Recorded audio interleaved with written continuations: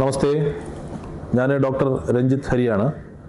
SUT ആശുപത്രിയിലെ gastro surgeon ആയിട്ട് ജോലി ചെയ്യുന്നു. ഇന്ന് നമ്മൾ സംസാരിക്കാൻ പോകുന്നത് മലദ്വാരത്തിലൂടെ രക്തം കാണുന്ന അവസ്ഥ അഥവാ ബ്ലീഡിംഗ് പെർ റെക്റ്റം എന്ന അവസ്ഥയെക്കുറിച്ചാണ്. വളരെ സാധാരണമായി കണ്ടുവരുന്ന ഒരു പ്രശ്നമാണ്. ഒരുപാട് പേര് നമ്മുടെ OPയിൽ കാണാൻ വരുമ്പോൾ മലത്തിൽ ബ്ലഡ് കലർന്നു പോകുന്നു എന്ന സ്ഥിതി അവരതൊരു കംപ്ലൈൻ്റ് ആയിട്ട് പറഞ്ഞ് നമ്മുടെ OPയിൽ വരാറുണ്ട്. അപ്പോൾ ഇത് ശ്രദ്ധിക്കേണ്ട കാര്യമാണോ, ഇതിനെന്താണ് ചെയ്യേണ്ടത് എന്നുള്ളതാണ് ഇന്ന് നാം ചർച്ച ചെയ്യുന്ന വിഷയം. ഏറ്റവും സാധാരണമായി മലത്തിൽ ബ്ലഡ് കാണുന്ന അവസ്ഥ എന്ന് പറയുന്നത് പൈൽസ് അഥവാ ഹെമറോയിഡ്സ് എന്നുള്ള ആ ഒരവസ്ഥ കാരണമുള്ള മോഷനിൽ ബ്ലഡ് കാണുന്ന അവസ്ഥയാണ്. അപ്പോൾ പൈൽസ് എന്ന് പറയുമ്പോൾ എന്താണ്?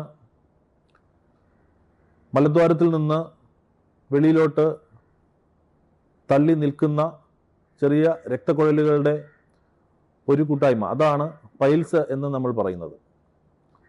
മലബന്ധം വരികയോ ഒരുപാട് മലം പോകാനായിട്ട് സ്ട്രെയിൻ ചെയ്യുകയോ ചെയ്യുമ്പോൾ ഈ പൈൽസ് ചെറുതായിട്ട് പൊട്ടുകയും അതിൽ നിന്ന് രക്തം ചീറ്റുകയും ചെയ്യുന്ന അവസ്ഥ കാരണം മലത്തിൽ ബ്ലഡ് കാണാറുണ്ട്. അപ്പോൾ ഈ പൈൽസ് കൊണ്ടുള്ള ബ്ലീഡിംഗ് എന്ന് പറയുന്നത് വളരെ സാധാരണമായിട്ടുള്ളതാണെങ്കിലും അതിന് ചിലപ്പോൾ നല്ല രീതിയിലുള്ള ചികിത്സ വേണ്ടിവരും, സർജറിയൊക്കെ ചെയ്യേണ്ടി വരും. പക്ഷേ എല്ലാ ബ്ലീഡിംഗ് റെക്റ്റം പേഷ്യൻസിനെയും നമ്മളിത് പൈൽസാണ് എന്ന് കരുതി ആ ഒരു നിലയിൽ ചികിത്സിക്കാൻ സാധിക്കത്തില്ല.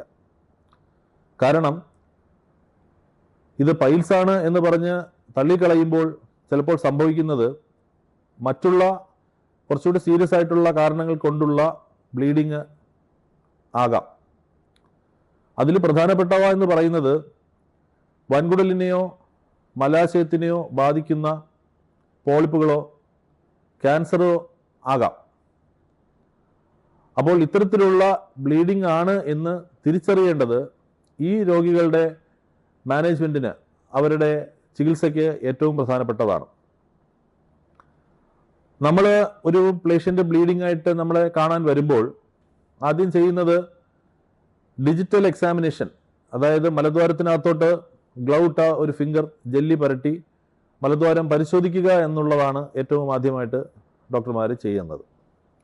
അത് ചെയ്യുമ്പോൾ മലദ്വാരത്തിൽ നിന്ന് ബ്ലീഡിംഗ് ഉണ്ടാക്കാവുന്ന പൈൽസോ അല്ലെങ്കിൽ ഫിഷർ എന്നുള്ള ഒരു കണ്ടീഷനോ ഒക്കെ നമ്മൾക്ക് മനസ്സിലാക്കാൻ സാധിക്കും.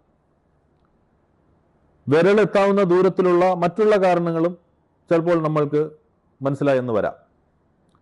പക്ഷെ പലപ്പോഴും ഒരു ഡിജിറ്റൽ എക്സാമിനേഷൻ അഥവാ പെർ റെക്റ്റൽ എക്സാമിനേഷൻ കൊണ്ട് എല്ലാ ബ്ലീഡിങ്ങും നമുക്ക് മനസ്സിലാകണമെന്നില്ല.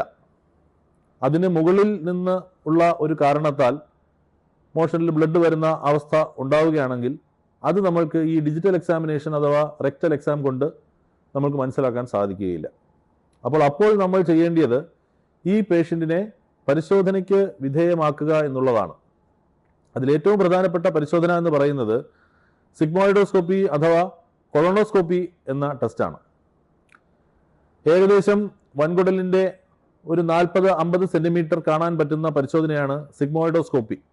അതായത് സിഗ്മോയിഡ് കോളോൺ എന്ന വൻകുടലിൻ്റെ അവസാന ഭാഗവും രക്തവും പരിശോധിക്കുന്ന ആ ഒരു പരിശോധനയ്ക്കാണ് സിഗ്മോയിഡോസ്കോപ്പി എന്ന് പറയുന്നത്.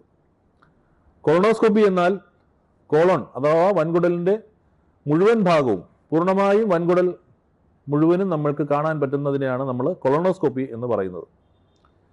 ഈ കൊളോണോസ്കോപ്പി എന്ന് പറയുന്നത് വളരെ ഫ്ലെക്സിബിളായ, വളയുന്ന രീതിയിലുള്ള ഒരു ട്യൂബ്, ഏതാണ്ട് 1-1.5 മീറ്റർ നീളമുള്ള ഒരു വിരലിൻ്റെ കനത്തിലുള്ള ഒരു ട്യൂബ് ചെറിയ മയക്കം കൊടുത്തിട്ട് പേഷ്യൻറ്റിൻ്റെ മലദ്വാരത്തിലൂടെ അകത്തോട്ട് നമ്മൾ ഇൻട്രൊഡ്യൂസ് ചെയ്യുന്നു. അതിൻ്റെ അറ്റത്ത് ഘടിപ്പിച്ചിരിക്കുന്ന ക്യാമറയുടെ സഹായത്താൽ ഈ വൻകുടലിനകത്തുള്ള ഇമേജ് നമുക്ക് ഒരു മോണിറ്ററിൽ നമ്മൾക്ക് കാണാനും സാധിക്കുന്നു. ഇത് ചെയ്യുന്നതിന് മുൻപേ നമ്മുടെ വയറ് അഥവാ നമ്മുടെ വൻകുടൽ നല്ലപോലെ വാഷ് ചെയ്ത് കളയേണ്ടതായിട്ടുള്ള ഒരു അവസ്ഥയുണ്ട്. അപ്പോൾ അതിന് വേണ്ടിയിട്ട് തലേ ദിവസം അല്ലെങ്കിൽ ഏതാനും മണിക്കൂറുകൾക്ക് മുൻപ് നമ്മൾ രോഗിക്ക് കുടിക്കാനായിട്ട് ഒരു മിശ്രിതം കൊടുക്കും. അപ്പോൾ അത് കഴിക്കുമ്പോഴത്തേക്കും അത് കുടിക്കുമ്പോഴത്തേക്കും ഈ രോഗിയുടെ വൻകുടലിനകത്തുള്ള മോഷൻ, മലം എല്ലാം വെള്ളമായിട്ട് അങ്ങ് പോകും. അത് പോയി കഴിയുമ്പോഴാണ് ഇത് നമുക്ക് നല്ല രീതിയിൽ വൻകുടൽ കാണാൻ സാധിക്കുന്നത്. ഈ വൻകുടൽ കാണുമ്പോൾ നമുക്ക് ഈ ലീഷൻ എന്താണ് ഈ ബ്ലീഡിങ് ഉണ്ടാക്കിയത് എന്നുള്ള ആ ഒരു ലീഷൻ നമുക്ക് കാണാൻ സാധിക്കുകയും അതിൽ നിന്ന് വേണ്ടിയതാണെന്നുണ്ടെങ്കിൽ ബയോപ്സി പോലുള്ള കാര്യങ്ങൾ ചെയ്യാനും നമുക്ക് സാധിക്കും. അപ്പോൾ ബയോപ്സി എടുത്തു കഴിഞ്ഞാൽ ആ ബയോപ്സി പരിശോധനയ്ക്ക് വിടുകയും അതിൻ്റെ റിസൾട്ട് വന്ന് കഴിയുമ്പോഴത്തേക്കും അതിൻ്റെ പരിശോധനാ ഫലത്തിൻ്റെ അടിസ്ഥാനത്തിൽ എന്താണ് എന്നുള്ളത് മനസ്സിലാക്കിയിട്ട് അത് ചികിത്സിക്കുകയും ചെയ്യാനും സാധിക്കും. അപ്പോൾ ബ്ലീഡിംഗ് ഉണ്ടായാൽ എന്ത് ചെയ്യണം എന്നുള്ള ആ ഒരു ചോദ്യത്തിന് ഏറ്റവും പ്രധാനപ്പെട്ട കാര്യം, ഒരു ബ്ലീഡിങ്ങും മോഷനിലൂടെ വരുന്ന ബ്ലഡിനെയും നമ്മൾ ലഘൂകരിച്ച് കാണരുത്. പൈൽസ് ആണെങ്കിൽ ചികിത്സ എളുപ്പമാണ്. പൈൽസ് ആണെങ്കിൽ ജീവഹാനി സാധാരണഗതിയിൽ വരാറില്ല. പക്ഷേ അതിന് മുകളിലായിട്ട് പോളിപ്പോ, ക്യാൻസറോ പോലുള്ള കാരണങ്ങളാലാണ് ഈ ബ്ലീഡിംഗ് എങ്കിൽ തീർച്ചയായിട്ടും നമ്മൾ അതിന് വേണ്ട ചികിത്സ ചെയ്യണം. അത് കറക്റ്റ് സമയത്ത് തന്നെ അത് രോഗനിർണയം നടത്തണം. നല്ല ഒരു സെൻറ്ററിൽ പോയിട്ട് പരിശോധിച്ചിട്ട് അത് കൊളോണോസ്കോപ്പി വേണ്ടതാണെങ്കിൽ അങ്ങനെ അത് ചെയ്ത് മനസ്സിലാക്കുകയും രോഗനിർണയം നടത്തി അത് ചികിത്സിക്കുകയും ചെയ്യണം. അത് ലഘൂകരിച്ച് കണ്ട് അബദ്ധത്തിൽപ്പെടുന്ന പലരെയും നമ്മൾ കാണാറുണ്ട്. പൈൽസ് ആണ് എന്ന് വിചാരിച്ച് പല ക്യാൻസറുകളും സമയത്ത് ചികിത്സ നേടാതെ വളരെ അഡ്വാൻസ്ഡ് ആയിട്ടുള്ള സ്ഥിതിയിൽ വരുന്ന ഒരു വളരെ ദുഃഖകരമായ അവസ്ഥ, നമുക്കൊന്നും ചെയ്യാൻ പറ്റാത്ത ഒരു സ്ഥിതിയിലേക്ക് അത് എത്തിപ്പെടും. അപ്പോൾ എല്ലാവരും ഈ ഒരു മെസ്സേജ് ഉൾക്കൊള്ളുക. നന്ദി, നമസ്കാരം.